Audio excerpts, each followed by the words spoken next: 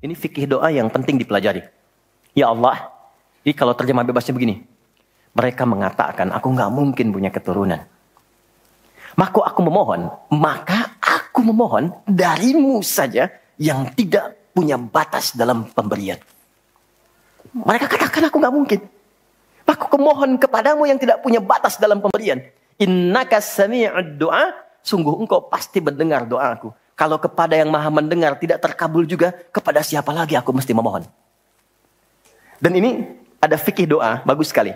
Jadi kalau berdoa, sebut nama Allah sesuai permintaan. Yang kedua, cari bahasa yang menyentuh. Itu semua Nabi begitu. Nabi Isa saat mengonfirmasi umatnya di hadapan Allah, ya Allah, kalau engkau mau hukum, itu hambamu. Tapi kalau engkau mau ampuni, engkau yang paling banyak kasih sayangnya. Anak ibu sudah mencederai nama baik keluarga. Tiba-tiba datang ke rumah untuk minta maaf. Diterima nggak? Kadang cara menerimanya kan belum tentu langsung baik kan? Ngapain ke sini? Ada yang, kamu bukan anak saya lagi. Oh, lantas anak siapa? Tapi dimaafin juga kan? Lalu dia berkata begini, Pak, silahkan. Kalau papa mau marah, mau pukul, silahkan. Tapi saya anak papa. Tapi kalau papa maafkan, memang papa adalah papa yang penyayang. Yang selama ini seperti yang aku harapkan. Mukul nggak? Demi Allah, meluk. Dan air mata keluar. Nah, ibu saja yang punya rahim. Punya sifat kasih yang dalam. Apalagi Allah yang Rahman dan Rahim. Maka cari kalimat yang lembut. Nabi Zakaria mengatakan, ya Allah, mereka mengatakan gak mungkin. Maka aku memohon kepadamu yang tak punya batas. Dan kalau engkau aku mohonkan kepadamu, tak mengabulkan juga, kepada siapa lagi aku mesti meminta. Dan itu dilakukan dalam sholat. Dan masih berdiri, belum selesai sholatnya. Baru mulai sholat, minta.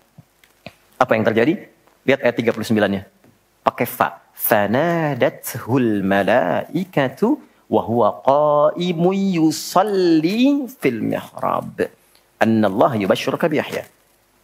Maka enggak ada jeda. Fa itu harfu 'athfin rabitin baina syai'aini bila hudud. Paham? Tidak. Huruf sambung antara dua peristiwa yang terjadi tanpa jeda. Peristiwa pertama berdoa, peristiwa kedua dikabulkan. Antara berdoa dan dikabulkan tidak ada jeda. Baru selesai minta, seketika turun malaikat menyampaikan doamu terjawab. Tidak menunggu sholatnya selesai. Ternyata kalau sholatnya benar, itu seketika terjawab. Dan beliau meminta dalam keadaan berdiri. Nabi Zakaria seorang nabi, ini saya ingin tunjukkan keutamaan dari barakahnya Nabi Muhammad SAW. Nabi Zakaria seorang nabi, sholat berdiri dikabulkan. Kita umatnya Nabi Muhammad sebelum sholat ditunggu oleh Allah mau minta apa aku kabulkan. Maka turunlah Quran surah kedua ayat 45. Wasta'inu bis sabri wassalah. Kalau engkau punya persoalan, jangan mengeluh kata Allah. Terima dulu dengan sabar. Karena yang lain pun punya masalah. Perhatikan fikih masalah. Nanti kita belajar fikihnya ya. Kata Allah, aku menitipkan masalah ini bukan ingin membuat kehidupanmu bermasalah. Tapi meningkatkan kualitas hidupmu supaya lebih baik kemudian hari.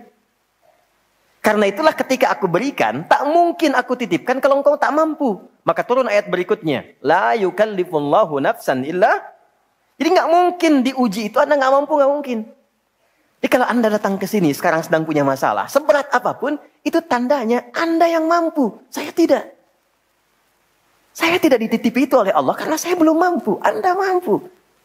Kalau Allah percaya kepada Anda, kenapa Anda pesimis? Lalu katakan, inna ma'al usri yusra. Bahasa kitanya begini, pasti berakhir, pasti selesai. Nggak ada yang nggak ada solusinya. Kalau sedang punya persoalan, tanamkan itu dalam jiwa. Makanya disebut al-insyirah, sesuatu yang lapang. Kalau kita menerima dan mengatakan seberat apapun pasti selesai. Gak mungkin Allah tinggalkan. Tanamkan pada jiwa. Itu minimal lapang hati kita. Ya, dan itu yang punya kita di Quran. Katakan. Yang praktekkan Jepang. Betul, di semua kegiatan pakai. Dulu ada yang senapas dengan Songgoku Songgoan tuh ada benteng Takeshi kan ya? Ya kan? Kalau mau naklukkan itu, ayo kamu bisa, kamu bisa, kamu bisa kan? Dibuatkan optimisme dalam dirinya supaya bisa. Nah ini kita ada ayatnya. Katakan pada dirimu, pasti selesai. Gak usah mengeluh. Mengeluh tidak menyelesaikan persoalan. Terima dulu, pasti Allah tingkatkan kualitasnya. Setelah itu apa? Bawa dalam sholat. Jadi konfigurasi sholat itu begini. Kalau pagi punya masalah, kenapa dipanggil zuhur? Supaya diselesaikan dalam zuhur. Zuhur ke asar punya masalah, diselesaikan di asar. Nanti akumulasinya diselesaikan di isya. Kalau belum tuntas, tahajud. Makanya orang yang benar sholatnya, tidurnya tenang. Karena dia sudah curahkan kepada Allah. Ya Allah, engkau yang titipkan, engkau pasti selesaikan. Engkau yang berikan, engkau pakai tuntaskan. Engkau pasti tuntaskan. Lalu istighfar kan? Makanya begitu istighfar, tidurnya tenang. Gak percaya silahkan. Coba dulu evaluasi istighfar, tenangkan. Tidurnya enak. Tapi kalau Anda gak lakukan, dalam tidur pun masih bermasalah. Kamu ini tidur. Gak enak. Itulah sholat. Nah, ayatnya berbunyi, saya hapus dulu ya. Bismillah. Allahu Akbar. Gak apa-apa. Ya, alhamdulillah. Oh, presiden ngapus, Masya Allah. Ya, musyawarah. Ya. Oh, gak usah, itu aja. Ya, baik, makasih. Jangan dihapus yang tidak ingin saya hapus ya. Baik, jazakallah khair. Ya, cukup. Makasih, jazakallah khair. Teknis, hamba, cara, hikmah. Ya. Oke. Quran surah 2 ayat 45. Perhatikan, ini mahal sekali ilmunya. Dan tidak di satu kitab. Mesti dikumpulkan. Quran surah 2 ayat 45. Wasta'inu bis sabri was salah. Perhatikan ya, fokus baik-baik. Perhatikan cara menerjemahkannya. Dan bila Anda memiliki persoalan dalam hidup, terima dulu dengan sabar. Sabar itu bukan diam ya. Sabar itu menerima ujian yang Allah titipkan, berikhtiar untuk menyelesaikan sesuai dengan apa yang Allah bimbing. Itu sabar namanya. Jelas? Terima dulu dengan sabar, lalu bawa itu dalam sholat. Jelas? Sampaikan, minta solusinya. Wassalah. Kalau belum yakin, imannya dipertanyakan. Kalau belum yakin, imannya dipertanyakan. Makanya nanti di ayat 153, di surah yang sama, Quran, surah 2, ayat 153. Dibuka dengan iman dulu. Ya ayyuhalladzina amanu ista'inu bis sabri wassalah. Kamu kok kayak gak beriman, kata Allah? Bukannya kamu beriman? Pakai imanmu. Bahasa kita begitu. Pakai imanmu. Orang beriman tuh dapat satu yang tidak menyenangkan, bersabar. Dapat hal yang disukai, bersyukur. Terima dulu. Bawa dalam sholat.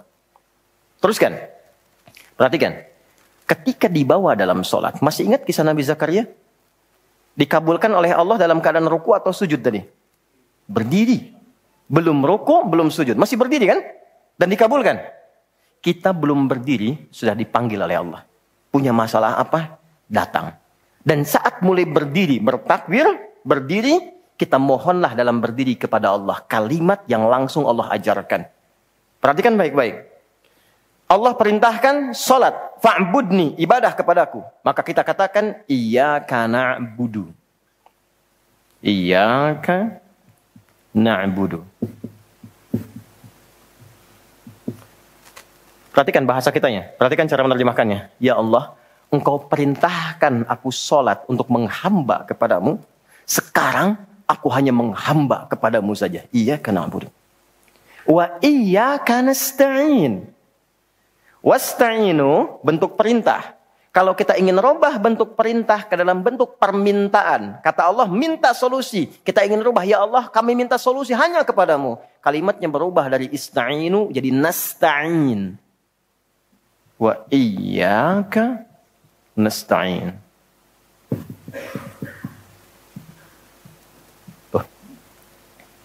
Dan sekarang ya Allah, Saya punya persoalan. Dan engkau maha tahu dengan itu semua. Dan saya hanya menghamba kepadamu dan memohon solusi darimu. Saya tanya pada anda, kita bacakan iyyaka na'budu wa iyyaka nasta'in dalam keadaan apa? Berdiri. Kan dalam baca Al-Fatihah berdiri kan? Kita baca saat berdiri. Nanti anda akan temukan kaitannya dengan Nabi Zakaria. Nabi Zakaria minta berdiri di Kabul, kita belum minta sudah ditunggu. Dalam berdiri diminta membaca ini. Perhatikan hadisnya, hadis qudsi. Dari sahabat Abu Hurairah radhiyallahu ta'ala anhu dari Nabi sallallahu alaihi wasallam. Ussimatis salatu baini wa baina 'abdi 'ala nisfaini. Salat dibagi dua bagian antara aku dengan hambaku. Wali 'abdi ma sa'al. Kalau hambaku benar menunaikan salatnya sebagai hak aku dan kewajibannya, maka kewajibanku pertama kepadanya mengabulkan apapun yang dia minta dalam salatnya. Hadis qudsi. Di mana dimulainya? Idza qala al-'abdu alhamdulillahi rabbil alamin. Jika hamba memulai dengan membaca alhamdulillahi rabbil alamin, qala Allah azza wa jalla hamadani 'abdi. Maka Allah langsung menjawab, hambaku sedang memujiku. Maka kalau sedang sholat, rasakan diawasi Allah. Dijawab itu. Makanya latihan yang benar bacaannya. Ya, Anda mau main sinetron, latihan skripnya lama sekali itu supaya benar kan? Sinetron loh dunia. Sekarang kebutuhan dunia akhirat, masa nggak benar bacanya? Belajar, malu sama Allah. Ya, yang lihat malaikat loh. Ya, Anda kalau main sinetron yang nonton manusia, Anda sholat yang nonton malaikat. Ya, maka pastikan bacaannya enak, nyaman di hati, rasakan diawasi. Wa idza qala al-'abdu ar-rahmanir rahim, kalau hamba berkata ar-rahmanir rahim, qala Allah azza wa jalla, Allah menjawab, asna 'alayya 'abdi, hambaku sedang menyanjungku. Wa idza qala al-'abdu, saya cepat kalau hamba membaca maliki yaumiddin, qala Allah azza wa jalla majjadani 'abdi, Allah menjawab, hambaku sedang mengagungkanku. Sekarang lihat poinnya. Wa idza qala al-'abdu iyyaka na'budu wa iyyaka nasta'in. Kalau hamba membaca sampai di kalimat ini, ya Allah, sekarang aku menyembah seperti engkau perintahkan hanya kepadamu. Dan aku punya persoalan dalam hidup. Dan engkau maha tahu, aku minta solusi hanya kepadamu. Qala Allah azza wa jalla, Allah jawab, hadza baini wa baina 'abdi. Ini perjanjian aku dengan hambaku. Wali 'abdi, kalau hambaku benar salatnya dari mulai takbir sampai bacaan ini, masa'ala, apapun yang dia minta sekarang aku kabulkan.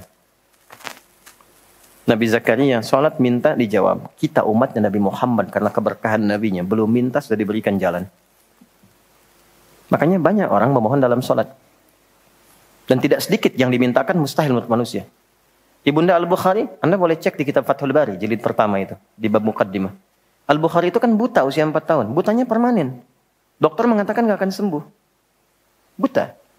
Kapan sembuhnya? Ketika ibunya masuk ke mihrabnya. Ibu masuk ke mihrab, Al-Bukhari masuk kamar mengulang hafalan surat Qaf.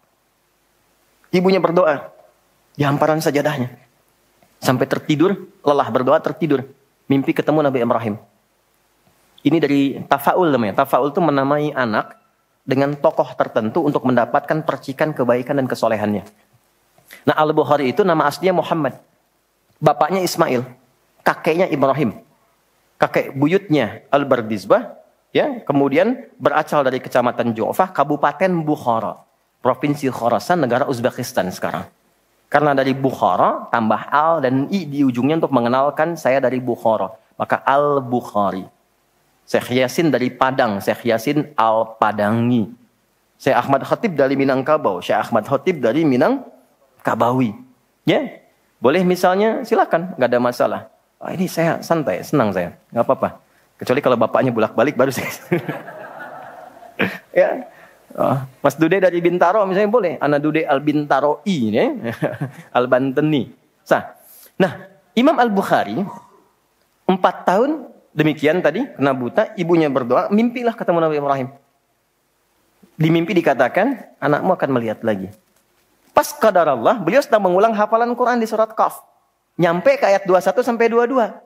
Laqad kunta fi ghaflatin min hadza, fakashafna anka ghita'aka fabasaruka al-yawma hadid.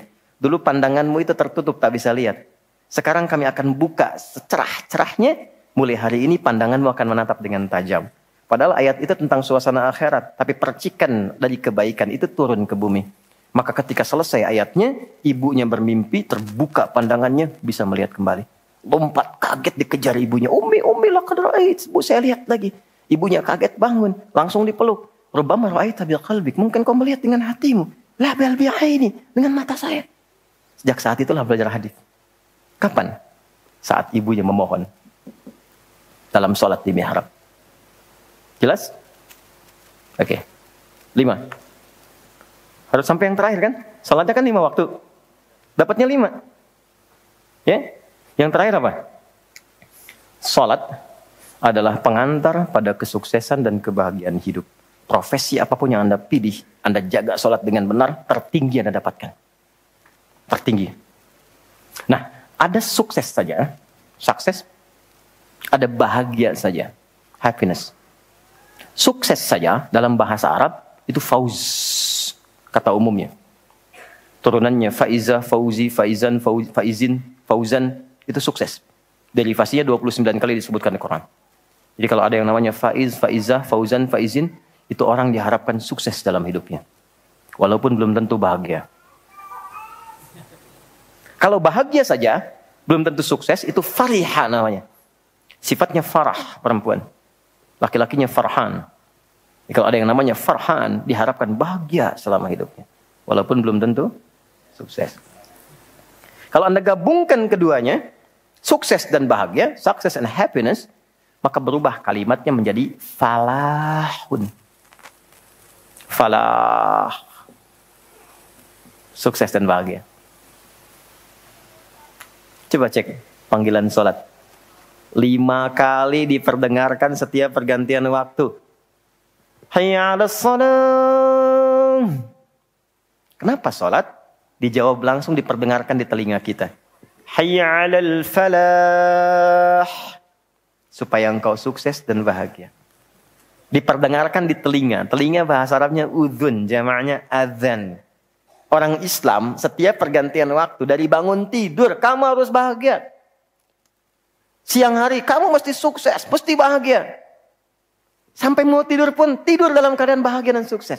Diperdengarkan tiap hari itu. Sekarang yang punya kesuksesan siapa? Allah. Yang punya kebahagiaan siapa? Allah. Yang punya rezeki siapa? Allah. Anda sudah tahu Allah yang punya. Kenapa ketika dipanggil nggak datang? Allahu Akbar, Allahu Akbar. Kecilin suaranya tuh.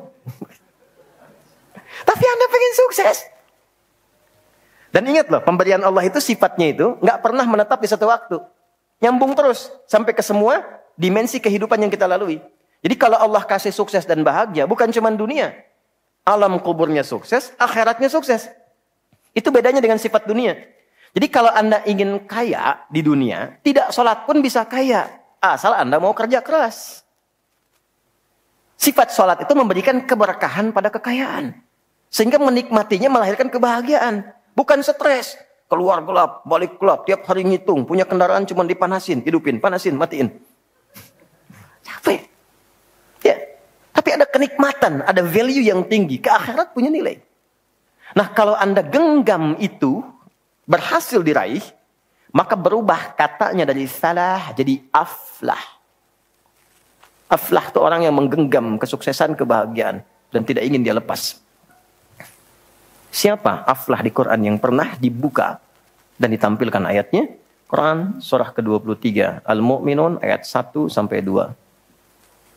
Qad aflahal mu'minun. Orang beriman itu bila imannya sejati pasti menggenggam kebahagiaan dan kesuksesan.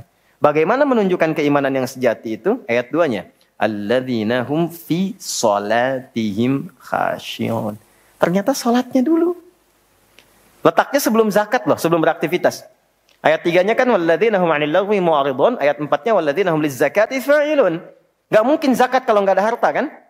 Harta itu artinya diminta untuk kaya, untuk usaha. Nah, sebelum usaha, sebelum berkreasi, beraktivitas, salat dulu yang benar. Salat itu mempermudah jalan berusaha untuk mendapatkan lompatan keberkahan yang diharapkan. Pernah dengar Abdurrahman bin Auf? Sebelum masuk Islam kaya kan? Kaya. Setelah masuk Islam, nggak kaya lagi. Hilang kekayaannya, tapi berubah menjadi kebangetan kayanya. Ya. Jadi Muslim dirampas hartanya oleh orang-orang Quraisy pada masa itu. Kalau engkau ingin ikut hijrah dengan Muhammad SAW, silahkan berangkat. Tapi hartamu kami rampas. Berangkat dengan pakaian yang melekat di badan saja. Silahkan. Ternyata beliau memilih hijrah. Itu nggak mudah loh. Jadi hijrah itu jangan dikira membalikan telapak tangan begini. Nggak mudah. Dan Anda kalau berhijrah, yang pertama diberi bukan harta. Kalau motivasi Anda hijrah mendapatkan harta, salah Anda. Capek pasti. Bikin apapun capek. Kalau Anda ibadah untuk dapat kedudukan, capek. Capek. Tapi niatkan benar karena Allah. Yang paling menarik apa? Ya, saya berangkat. Dan jarak yang 400 km cuman jalan kaki, nggak ada kendaraan. Medannya nggak mudah. Tapi yang bisa menerima itu belum tentu semua keluarga. Makanya kalau suami ingin berubah, diskusi dengan istri yang baik. Karena kalau belum siap, kadang-kadang butuh waktu, nggak apa-apa. Istrinya ditanya, kalau engkau memilih ikut suami, kamu nggak dapat harta apapun. Silahkan berangkat dengan pakaian saja. Belum tentu sampai. Dan sengaja tidak dieksekusi untuk memberikan kesan kalau masuk Islam jadinya fakir, melarat, dan sengsara. Tapi kalau kamu tinggal di Mekah, kami serahkan semua harta suamimu, kami angkat menjadi perempuan terhormat, silahkan pilih laki-laki manapun yang kamu inginkan di Mekah, kami fasilitasi pernikahannya. Bentar ya. Kalau Anda, para ibu, dalam posisi demikian, anggap suami nggak ikut hari ini.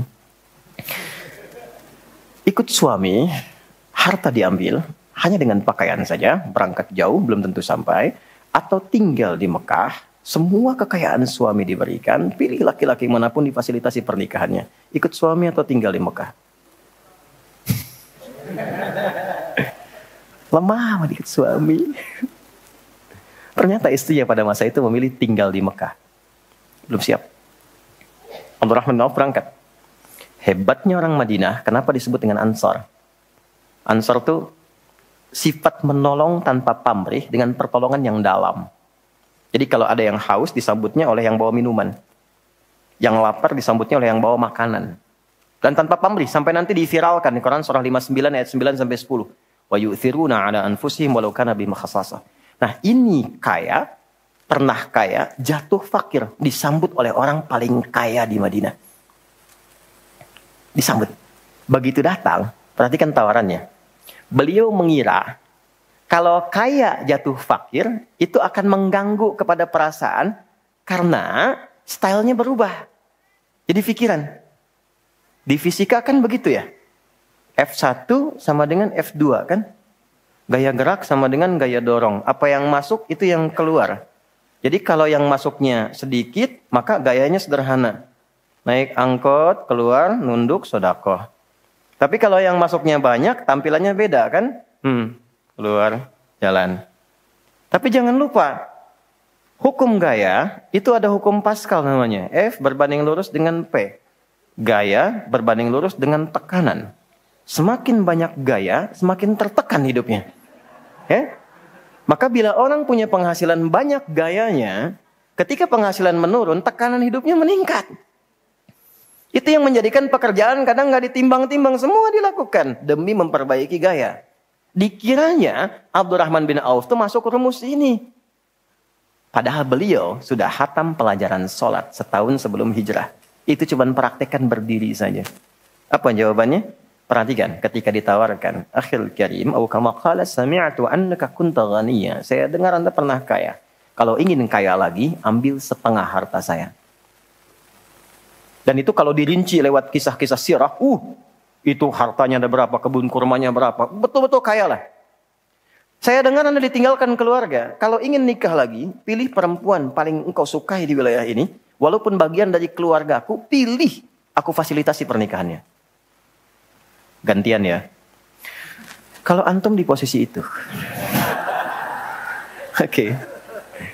Ambil setengah kekayaan, silahkan pilih dengan perempuan manapun yang Anda suka, kami fasilitasi pernikahannya. Diterima atau tidak ditolak sama sekali. Saya percuma tawarkan ditolak, karena wajah antum tuh udah paham saya.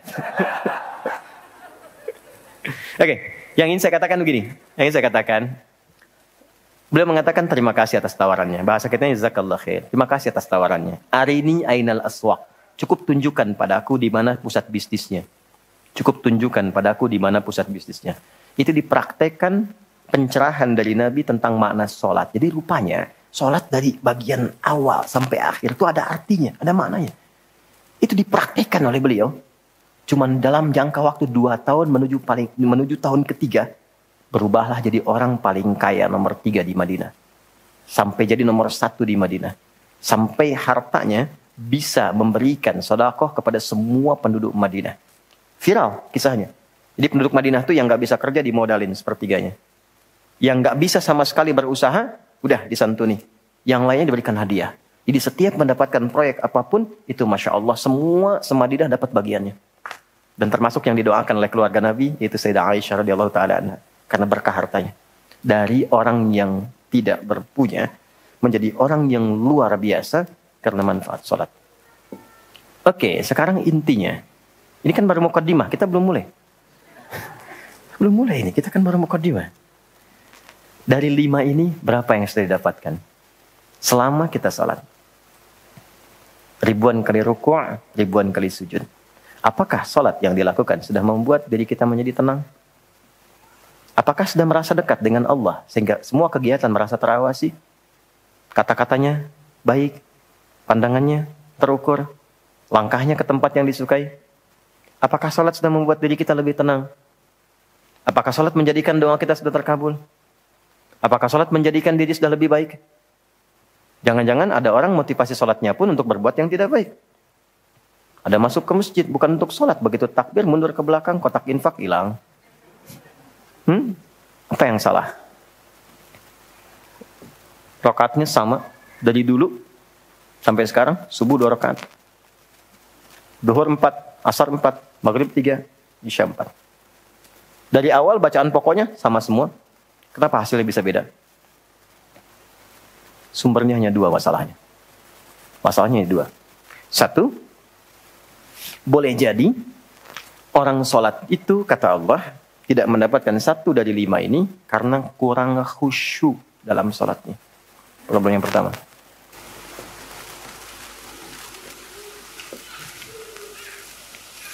2, boleh jadi tidak didapatkan 1 dari 5 ini karena ada orang yang sholat, tidak mengerti, tidak memahami apa yang dia baca dan dia lakukan dalam sholatnya. Coba lihat selama ini. Ya, coba lihat selama ini kita sholat. Coba lihat selama ini sholatnya masing-masing. Paham nggak yang dibaca tuh? Jangan-jangan ruku nggak ngerti yang dibaca. Sujud nggak paham yang diungkapkan. Bagaimana bisa khusyuk kalau nggak ngerti apa yang dilakukan? Kadang-kadang abis minta lagi. Rabbighfirli warhamni wajburni warzuqni. Minta rizki kan? Dalam duduk di antara 2 sujud itu. Habis sholat minta lagi, ya Allah berikan aku rizki. Kata malaikat, yang tadi apa dalam sholat? Tadi warzuqni. Jadi tidak ada kenikmatan. Ya, ini problemnya. Karena itulah kemudian turun ketentuan dalam Quran tentang 2 hal ini. Dan turunlah detil penjelasan Nabi SAW. Tentang ketentuannya, kita akan uraikan pertama tentang khusyuk dalam sholat. Dan gak perlu ikut pelatihan kalau sudah paham ini. Tinggal cek masing-masing. Ya, kita hormati kalau ada momentum pelatihan ya silahkan. Ya. Tapi ini intinya akan kembali ke sini. Yuk kita mulai tentang khusyuk dalam sholat di Quran. Surah kedua ayat 45 sampai 46. Semua tetap di posisinya supaya bisa fokus. Biarkan saya yang menulis, menerangkan, menghapus, dan menjelaskan. Stop. Oke, nggak apa-apa. Ya. Alhamdulillah. Jazakallah khair. Man dalla ala khairin falahu ajruhu mithla ajri fa'ilihi min ghairi an yankusa min ajri syai'. Siapa yang memfasilitasi, menolong pada kebaikan, dia akan dapat pahala yang sama dengan yang melakukan. Mudah-mudahan yang menghapus sama dengan yang menulis pahalanya. Sepanjang dia tidak menghapus apa yang ingin saya tuliskan sebelumnya. Khusyuk tadi di sini ya tulisannya. Khusyuk. Jazakallah khair. Quran surah kedua ayat 45 sampai 46. Oke, pelan-pelan. Wasta'inu bis-sabri was-salah. Wa innaha lakabiratun illa 'alal khashi'in. Fokus, tenang, tenang. Di sini Allah mengkomparasikan antara sabar dengan khusyuk. Sabar aja nggak mudah kan? Khusyuk itu di atas sabar. Jadi kalau nggak paham ilmunya, sulit mendapatkan khusyuk. Oke. Wasta'inu, jika Anda punya persoalan dalam hidup, bisa terimalah dengan sabar dulu. Catat, runtutkan, wassalah. Bawa dalam salat, minta solusi kepada Allah. Wa innaha, lihat kata gantinya ha, bukan hu. Kalau hu ke sabar, huma keduanya, ha ke salat. Dan salat itu lakabiratun, pakai lam, lamnya taukid, penguat. Sungguh kalau tidak serius, tidak benar, akan dirasakan berat. Jangankan saat memulai, ya dapat panggilan aja, kalau memang sifat khusyuk belum ada, itu berat. Berat. Kalau khusyuk itu belum ada, berat. Allahu Akbar, mau bangun berat. Tapi kalau khusyuk sudah ada, belum dipanggil, udah siap-siap. Subuh jam 4.35, jam 4 udah bangun. Untuk persiapan. Supaya begitu menunaikan yang pokok, sudah khusyuk. Kan? Tapi kalau itu belum ada, panggilan 4.35, bangun 5.34 pun belum sadar. Biasa aja. Illa 'alal khashi'in. Kecuali bagi orang khusyuk. Nah, siapa orang khusyuk itu? Ini penjelasan dari Al-Qur'annya. Ayat 46-nya. 1. Alladzina yadhunnuna annahum mulaqu, saya satukan, saya pisahkan dulu, Rabbihim. Kemudian saya turunkan wa annahum ilaihi raji'un. Ini cuma 2 saja langkah untuk khusyuk. Oke, 1, alladzina. Alladzina disebutkan 1080 kali dalam Al-Quran. Menunjuk pada semua sifat tanpa kecuali. Jadi khusyuk itu berlaku untuk laki-laki, perempuan, tua, muda, besar, kecil. Ustadz bukan ustadz, kiai bukan kiai, habib bukan habib. Mau pengusaha, teknokrat, birokrat, semua bisa. Jadi khusyuk tidak milik satu personal tertentu. Bukan milik golongan tertentu. Tapi khusyuk terbuka untuk siapapun. Bagaimana mendapatkan kekhusyuan? Alladzina yadhunnuna. Yadhunnun ada ya. Sesuatu dalam bahasa Arab berbentuk kata kerja dibuka dengan satu di antara 4 huruf. Hamzah, nun, ya, dan ta. Disingkat jadi anita. Kata kerja yang kemasukan anita, maka dia punya makna akan dimulai, sedang dimulai, terus berlangsung sampai ke depan. Present, continuous, and future. Akan dimulai, kan? Sedang dimulai, dan terus sampai ke depan. Jadi, ketika Allah menyampaikan kata khusyuk, ternyata persiapannya dimulai sebelum sholat. Pra-sholat. Sedang sholat, pasca sholat. Jadi jangan dibatasi di tengah sini. Kalau ingin khusyuk, kata Allah, siapkan sebelum sholat. Ya. Dan ini akan berdampak kepada sholat. Apa persiapannya? Teruskan ayatnya. Alladzina yadhunnuna annahum mulaqu rabbihim. Bahwa ia menguatkan kepada dirinya akan menghadap kepada Rabbnya. Menghadap nih kepada Allah. Dan ingat, lihat kalimatnya. Allah tidak mengatakan annahum mulaqullah. Tapi mulaqu rabbihim. Yang disebutkan sifat rububiyah. Saya berikan rahasia kedua. Hanya hari ini saja. Quran surah kedua. Ayat 172. Quran surah 7, maaf. Quran surah 7 Al-A'raf ayat 172. Wa idh akhadha rabbuka min bani adama min zuhurihim dhurriyyatahum wa ashhadahum ala anfusihim alastu bi rabbikum. Qalu bala syahidna. Saat masih dalam kandungan usia 4 bulan, roh ditiupkan, terjadi dialog. Allah mengambil komitmen dari setiap anak cucu Adam dengan mengatakan begini. Perhatikan kalimatnya. Alastu bi rabbikum. Siapkah engkau, bahasa kitanya, untuk berkomitmen menjadikan aku sebagai Rabbmu? Rabb itu apa? Rabb itu bukan sekedar Tuhan yang disembah, dipertuhankan, tapi yang merawat, memberikan perhatian, memberikan segenap kebutuhan, menyembuhkan kalau sakit, memaafkan kalau salah, mengampuni kalau berbuat dosa, segalanya. Kalau ada seseorang mengatakan kepada Anda, siap nggak ikut saya akan perhatikan semuanya. Kebutuhan saya penuhi, sakit saya akan bawa ke rumah sakit terbaik. Ada sesuatu saya akan berikan solusi yang terbaik. Kira-kira mau ikut nggak? Jawabannya bala kan? Bala itu iya tanpa pikir. Maka kata Rob ini bukan sekedar komitmen ketuhanan, tapi komitmen yang memintakan kepada Allah untuk membalas segala hal yang Allah janjikan jika kita memang menuhankannya. Inilah rahasianya, kenapa setiap berdoa bahasanya Rob. Coba cek. Doa-doa yang kita panjatkan banyaknya Rob kan? Kalau sedang ada salah, Rabbana zalamna anfusana wa illam taghfir lana wa tarhamna lanakunanna minal khasirin. Untuk orang tua, Rabbighfirli wa liwalidayya warhamhuma kama rabbayani. Ya. Untuk keluarga, keturunan, Rabbana hablana min azwaj. Pakai Rabb. Dan doa paling favorit di muka bumi untuk semua orang Islam, Rabbana atina fid dunya fil akhirati wa qina. Doa apa itu? Sapu jagat. Cuman kita yang punya tuh. Di Arab nggak tahu sapu jagat tuh. Di kita ada doa sapu jagat. Doa sapu nggak ada jagatnya, doa jagat nggak ada sapunya. Yang tadi di Al-Baqarah 201. Pakai Rabb semua kan? Pakai Rabb. Nah ini, perhatikan, rasakan suasananya. Engkau akan menghadap kepada Tuhan yang telah merawatmu. Akan mengabulkan semua keinginanmu. Menyelesaikan semua persoalanmu saat ini. Memberikan semua yang kau harapkan. Makanya orang khusyuk itu begitu merasakan akan menghadap Allah. Maka dari penampilan saja dia sudah siapkan. Turunlah Quran surah 7 ayat 31. Perhatikan ini ya persiapannya. Quran surah 7 Al-A'raf ayat 31. Ya bani Adam, khudhu zinatakum 'inda kulli masjid.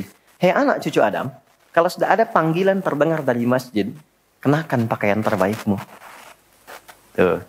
Kapan panggilan dari masjid tiba? Saat azan kan? Ya kan? Allahu Akbar, Allahu Akbar. Nah itu orang khusyuk, baru dengar panggilan, dia sudah menyiapkan pakaian terbaik. Menghadap Allah loh. Anda menghadap pimpinan pakaian bagus. Ya kan? Kadang-kadang dipersiapkan. Jaket sebelumnya, pakaian dijahit sebelumnya. 2 pekan sebelumnya pesan sepatu yang sesuai. Yang belum tentu dia memberikan jawaban dari proposal Anda. Ini Allah manggil 5 kali dalam sehari. Kan? Pengen khusyuk tapi pakaian seadanya. Udah sholat datang, celana seadanya, pakaian kaos. Depan Messi, belakang Ronaldo.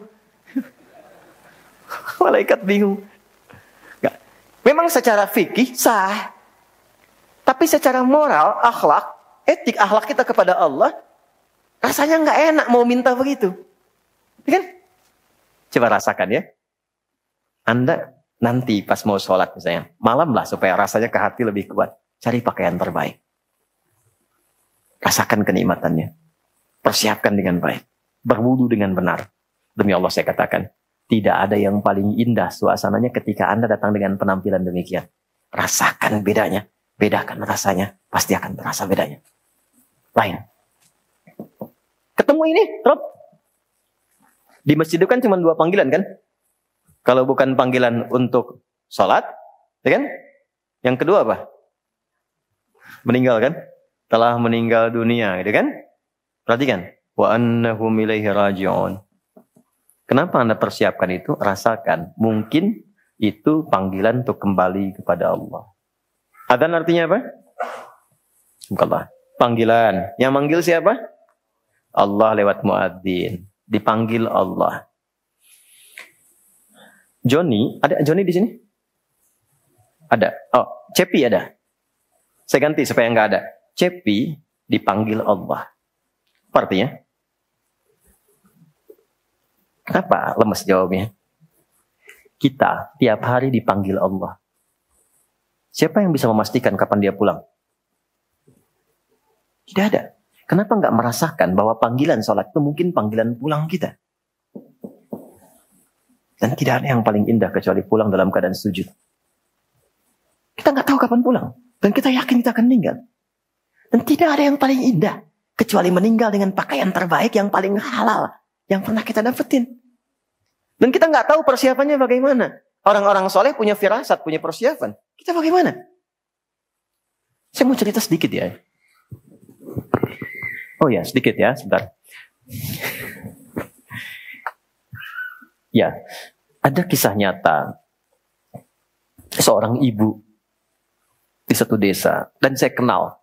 Ini bukan karangan, saya berjumpa dengan orangnya dan saya bersaksi bahwa ibunya salehah, suaminya saleh, keluarganya saleh semua. Insya Allah. Ibu ini kena diabetes. Sampai menjalar ke tubuhnya, sudah nggak bisa beraktivitas normal, bergerak. Gigi sudah mulai tanggal beberapa. Tapi demi Allah, kalau dengar ada pengajian dimanapun, minta pada suaminya untuk digendong datang ke situ. Ibu ini. Satu kali, anaknya mengajukan putus sekolah di kuliahan. Tiba kemudian satu waktu, ibunya tiba-tiba bangun. Sehat lagi. Ini kisah nyata. Lalu beliau buka lemari pakaiannya, berdandan, tapi indah, bagus. Keluar dari kamar, lihat anak, suami, kaget. Sebelum berkata, ditemuin, digandeng tangan keduanya, duduk di sofa bertiga. Kata ibu, ya ini kisah nyata. Nak, tolong buatkan susu ya buat mama. Bikin susu. Suami belum bisa berkata tuh, karena masih kaget. Begitu datang susu, duduk, tolong bacakan Quran ya. Baca Quran. Begitu sudah dibaca, dengar, kata. Tiba-tiba tangan yang menggenggam suami itu terasa kaku. Beliau meninggal dalam genggaman bersama suaminya, dibuatkan susu oleh anak yang telah disusuinya, dan dibacakan Quran oleh anak yang telah dididik dengan lafaz-lafaz dari lisannya. Tapi yang mau saya katakan, ibu ini seakan punya rasa menghadap Allah dan memohon diberi persiapan dan dia bisa mengenakan pakaian terbaiknya untuk pulang. Saya waktu tengok Ustaz Arifin Ilham itu di rumah sakit. Karena dulu kita termasuk yang mensupport dan mengawasi pembangunan yang Adzikra itu. Yang sebelumnya kan Muammar Gaddafi. Singkatnya saya datang dari rumah sakit. Kalimatnya apa? Saya langsung saja ke intinya. Ustaz, liqa Allah. Ustaz, abang udah kangen bentar lagi. Mau ketemu Allah. Doakan ya, mau ketemu Allah. Ya Allah, katanya. Mau ketemu Allah. Itu. Kita nggak tahu kapan pulang. Maka setidaknya dalam sholat, bawa suasana itu. Kalau kita sadar mau sholat itu mau menghadap Allah, suasana hati itu berbeda. Makanya imam kan sebelum mimpin berbalik dulu kan kepada makmum. Apa di antara kalimatnya? Sallu sholatan muwadda'. Teman-teman, jamaah sekalian, yuk siap-siap sholat. Rasakan sholat ini sholat perpisahan kita dengan dunia. Mungkin kita akan pulang menghadap Allah. Sebetulnya kalimat itu untuk membentuk kehusyuan. Kehusyuan. Karena itu pastikan kalau mau sholat pakaiannya halal. Yang baik. Rasakan kita dipanggil. Itu membawa kehusyuan pertama. Dan ke hati akan beda. Karena itulah dimulai persiapannya dari iqamat. Iqamat itu dari aqama yuqimu, persiapan untuk mengondisikan diri. Maka kalimat Allah disebutkan. Allahu Akbar, Allahu Akbar. Asyhadu an la ilaha illallah. Siap-siap. Khusyuk. Kalau sudah begini, persiapan sholat kita sempurna. Cuman problemnya, setan itu belum bertugas. Dia bertugas ketika kita mulai bertakbir. Jadi begitu bertakbir, Allahu Akbar, suasana tadi yang terasa khusyuk itu bisa dibuat kabur oleh setan. Uzkur kata, kata setan, ingat ini ya, ingat itu. Maka yang tak ingin kita ingat muncul semua. Hatta la yash'ural musalli kam raka'atan yusalli. Sampai-sampai ada orang yang tidak sadar berapa rakaat sedang menunaikan sholatnya. Rakaat pertama khusyuk, rakaat kedua kabur. Subuh yang cuma 2 jadi 3. Nah, bagaimana caranya supaya mempertahankan khusyuk sambil berjalan sholat sampai akhirnya? Maka di sini ada ayat yang kedua, ada surah yang kedua, ada tips yang kedua yang menjaga itu sampai selesai. Dan itu akan kita bahas di pertemuan berikutnya.